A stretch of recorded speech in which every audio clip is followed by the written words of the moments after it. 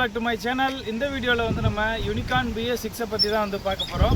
என்னுடைய வண்டி வந்து எடுத்து கிட்டத்தட்ட இப்போ வந்து ஒரு 17,200 கிலோமீட்டர் வந்து ஓடிடுச்சு. இதுக்கு அப்புறம் இதனுடைய பர்ஃபார்மன்ஸ் வந்து எப்படி இருக்குது அப்படிங்கிறத பற்றி தான் இந்த ஒரு ஓனர்ஷிப் ரிவ்யூ வந்து இந்த வீடியோ உங்களுக்கு வந்து நான் சொல்ல போகிறேன். அதனால் வீடியோக்குள்ளே இப்போ நம்ம போகலாம். வீடியோக்குள்ளே போகிறதுக்கு முன்னாடி நீங்கள் நம்ம சேனலை சப்ஸ்கிரைப் பண்ணாமல் பார்த்துட்டு இருந்தீங்கன்னா கீழே தெரியக்கூடிய ரெட் கலர் பட்டனை ப்ரெஸ் பண்ணி சப்ஸ்கிரைப் பண்ணுங்கள். நம்ம சேனலுக்கு புது வியூவராக இருந்தாலும் சப்ஸ்கிரைப் பண்ணி ஆதரவு கொடுங்க. சரி, வாங்க வீடியோக்குள்ளே போகலாம். இந்த யூனிகான் பைக்கை நான் 2022 வாங்கினேன். கிட்டத்தட்ட இப்போ 3 வருஷம் ஆயிடுச்சு. 3 வருஷத்தில் பார்த்தீங்கன்னா 17,200 கிலோமீட்டர் வந்து நான் ஓட்டிட்டேன். ஒரு 17,000 கிலோமீட்டரில் ஒரு சின்ன ப்ராப்ளம் மட்டும் நான் ஃபேஸ் பண்ணேன். அது என்ன ப்ராப்ளம் அப்படின்றது இந்த வீடியோவில் உங்களுக்கு நான் சொல்லியிருக்கேன். அது வந்து நீங்கள் பார்த்ததுக்கப்புறம் உங்களுக்கு இந்த யூனிகானை பற்றின ஒரு கிளியரான ஒரு வியூ வந்து உங்களுக்கு தெரியும். அதுக்கு என்ன சொல்யூஷன் நம்ம பண்ணணும் அப்படிங்கிறதையும் வந்து அந்த வீடியோவில் சொல்லியிருக்கேன். இந்த பைக்கை பொறுத்த வரைக்கும் பார்த்திங்கன்னா நம்ம நிறைய வீடியோஸ் வந்து ஆல்ரெடி நம்ம சேனலில் அப்லோட் பண்ணியிருக்கோம். டிஸ்அட்வான்டேஜஸ்லேருந்து வண்டியை ஸ்டார்ட் பண்ணோன்னே 3000 RPM வரைக்கும் எதனால் போகுது அப்படிங்கிறது வரைக்கும் நம்ம வந்து போட்டிருக்கோம். அதனால் அந்த எல்லா வீடியோஸும் நீங்கள் பார்க்குற மாதிரி இருந்தால் நம்மளோட சேனலில் ப்ளேலிஸ்ட்டில் இருக்குது, செக் பண்ணி பாருங்கள். இப்போ வந்து நம்ம விஷயத்துக்கு வரலாம். நம்ம ட்ராவல் பண்ணும் பொழுது பார்த்தீங்கன்னா இந்த யூனிகானில் வந்து நீங்கள் எவ்வளோ தூரம் போனாலும் பேக் பெயினே உங்களுக்கு வந்து வராது. அதுக்கு முக்கியமான காரணம் வந்து பார்த்தீங்கன்னா மோனோ சஸ்பென்ஷன் தான். இங்கே இருக்கக்கூடிய இந்த சென்டரில் கொடுத்துருக்கக்கூடிய இந்த மோனோ சஸ்பென்ஷன் வந்து பார்த்திங்கன்னா உங்களுக்கு நல்ல ஒரு சாஃப்டான ஒரு பர்ஃபார்மன்ஸ் வந்து கொடுக்குது. நம்மளுக்கு வந்து நம்ம ட்ராவல் பண்ணும் பொழுது பேக் பெயின் வந்து வராத அளவுக்கு அந்த டிசைன் வந்து பண்ணியிருக்காங்க. ரியலி வந்து சூப்பராக இருக்குன்னு தான் சொல்லணும் இந்த ஹோண்டா தரப்பில் கொடுக்கப்பட்ட யூனிகானுக்கு. மற்ற வண்டிகளில் பார்த்தீங்கன்னா சைடில் வந்து ஷாக் அப்சர்பர் கொடுத்துருப்பாங்க. அதனால் நம்மளுக்கு பேக் பெயின் வரக்கு நிறைய வாய்ப்பு இருக்குது. பட் இதில் மோனோ சஸ்பென்ஷன் இருக்கிறனால நான் ஓட்டின வரைக்கும் என்னுடைய ஓன் ஃபீட்பேக் வந்து என்ன அப்படின்னா பர்ஃபார்மன்ஸ் வந்து நல்லாயிருக்கு, பேக் பெயின் வந்து எனக்கு வரல அப்படிங்கிறது தான். சரி, 17,000 கிலோமீட்டருக்கு அப்புறம் நான் என்ன ப்ராப்ளம் ஃபேஸ் பண்ணேன் அப்படிங்கிற விஷயத்த வந்து இப்போ பார்த்துடலாம். ஒரு தடவை நான் வண்டி எடுத்துகிட்டு போயிட்டு இருக்கும் பொழுது பார்த்தீங்கன்னா திடீர்னு வந்து போகிற வழியில் வண்டி வந்து ஸ்டாப் ஆயிடுச்சு. ஆனால் வந்து சாவி வந்து பார்த்திங்கன்னா இந்த மாதிரி ஆன் கண்டிஷனில் இருக்குது. நியூட்ரல் லைட்டும் வந்து க்ரீன் கலரில் கரெக்டாக எரியுது. நம்ம வந்து நியூட்ரல் இருக்கும்போது கில் சுவிட்சையும் வந்து ஆன் பண்ணிவிட்டு செல்ஃப் அடித்து பார்க்குறேன். அப்போயும் வந்து வண்டி வந்து ஸ்டார்ட் ஆகலை. சரி, நம்ம கிக்கராவது அடிக்கலாம் அப்படின்னு சொல்லிட்டு நம்ம சாவி போட்டு கிக்கரை வந்து நான் அடித்து ட்ரை பண்ணி பார்க்குறேன். கிக்கர் அடித்து பார்க்கும் பொழுதும் பார்த்திங்கன்னா நம்மளுக்கு ஆக்சுவலாக வந்து கொஞ்சம் க்ரிப்பாக வந்து நம்ம உதைக்கும் போது கொஞ்சம் டைட்டாக இருந்துச்சுன்னா தான் ஸ்டார்ட் ஆகும், கரெக்டுங்களா? பட் வந்து எப்படி ஆயிடுச்சு அப்படின்னா நம்ம வந்து கிக் பண்ணும்போது ரொம்ப அப்படியே வலுவலுன்னு இப்போ கிளச்சை நீங்கள் பிடிச்சிட்டு கிக் பண்ணிங்கன்னா இந்த மாதிரி வழுக்கிட்டு போகும் பார்த்தீங்களா, அந்த மாதிரி ஆயிடுச்சு வண்டி. நான் ஸ்டார்ட் பண்ணுறதுக்கான வழியே இல்லாத மாதிரி ஆயிடுச்சு. ஸோ வந்து நானும் கிட்டத்தட்ட ஒரு 20-30 தடவை கிக் பண்ணி பார்த்துட்டேன், வண்டி ஸ்டார்ட் ஆகலை.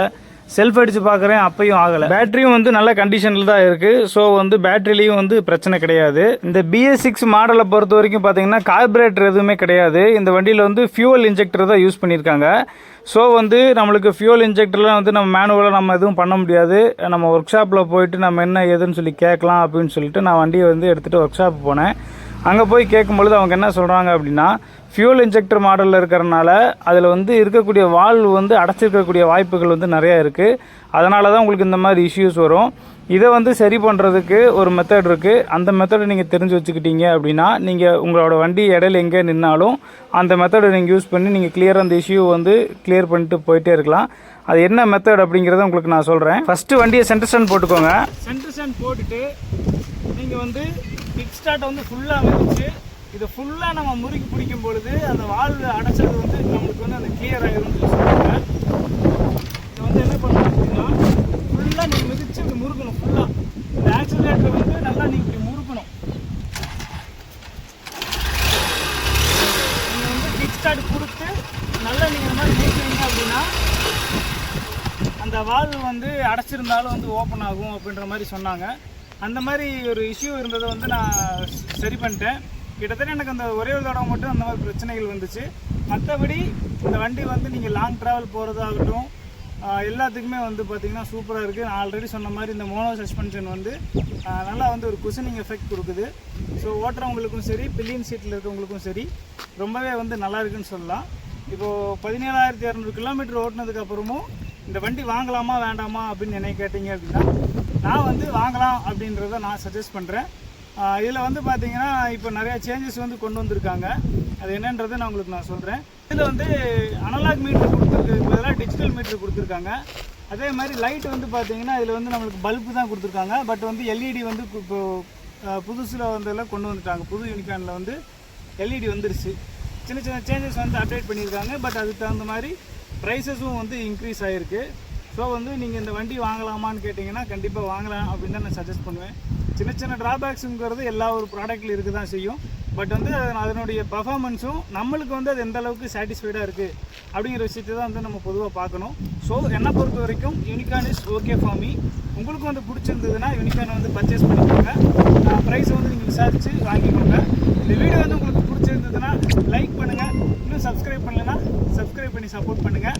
இது போன்ற அடுத்த வீடியோவில் உங்களை வந்து சந்திக்கிறேன். அதுவரை உங்களிடம் வந்து விடைபெறுவது விஜய் பிரபாகர். நீங்கள் பார்த்து கொண்டிருப்பது விஜய் மிக்ஸ்டு கிரியேஷன்ஸ்.